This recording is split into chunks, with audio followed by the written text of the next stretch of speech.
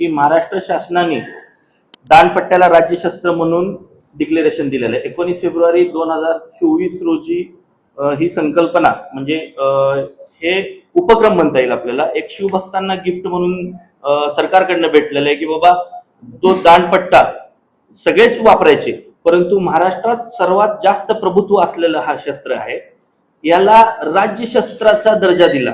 आणि आमचं एवढंच म्हणणं आहे त्याच्यावरती की नुसतं राज्यशस्त्र म्हणून चालणार नाही, म्हणजे राज्यशस्त्र हे आनंदाचीच बाब आहे, पण ते नुसतं कळणार नाही। त्यासाठी याला शालेय खेळामध्ये समाविष्ट करण्यासाठी आम्ही दानपट्ट्याचे विविध जिल्ह्यामध्ये प्रशिक्षण वर्ग घेतोय, दानपट्ट्याची जनजागृती करतोय। म्हणजे उदाहरणात सांगायचं गेलं तर प्रत्येक राज्यामध्ये त्यांच्या खेळाला, त्यांच्या पारंपरिक खेळाला तिथल्या सरकारने शालेय खेळामध्ये समाविष्ट केलेला। पंजाबचा गतका असेल, केरळचा कलरीपयत आहे, आंध्राचा सिलंबव आहे, तर महाराष्ट्राचा एवढा ज्वलंत खेळ जो छत्रपती शिवाजी महाराजांचा वारसा आहे तो का पुढे येत नाही? एकीकडे राज्यशस्त्र म्हणून डिक्लेअर आहे आणि दुसरीकडे मग तो खेळामध्येच नाहीये।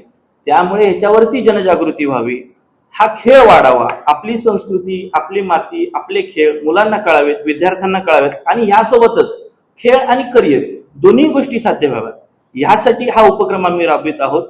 वेळोवेळी आम्ही सरकारला आजपर्यंत निवेदन दिलेले आहेत, त्याचा पाठपुरावा करत आहोत। पण आता 14 ऑगस्ट रोजी म्हणजे स्वातंत्र्य दिनाच्या पूर्वसंध्येपासून आम्ही सलग दानपट्टा चालवण्याचं एक उपक्रम राबवित आहोत।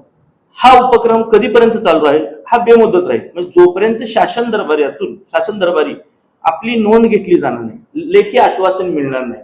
एक विशिष्ट बाब म्हणून या खेळाला महाराष्ट्र ऑलिम्पिक मध्ये असेल ना का आणि शालेय खेळामध्ये असेल, जोपर्यंत लेखी आपल्याला त्यांच्याकडनं आश्वासन मिळत नाही की आम्ही ह्यांना समाविष्ट करून घेतोय, तोपर्यंत मी स्वतः 14 तारखेला म्हणजे उद्याच्या दिवशी सलग दानपट्टा चालवणार आहे।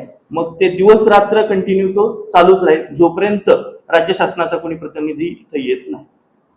जिल्हाधिकारी कार्यालयाच्या बाजूला जुने जिल्हाधिकारी सकाळी आपण 12 वाजता ह्याचं छत्रपती शिवाजी महाराजांना वंदन करून, भारत मातेला वंदन करून आपण ह्याची सुरुवात करतो। लेटेस्ट अपडेट, सुपरफास्ट बातम्यांसाठी सबस्क्राईब करा, फॉलो करा MS13 न्यूज, सोलापूरकरांच्या हक्काचं।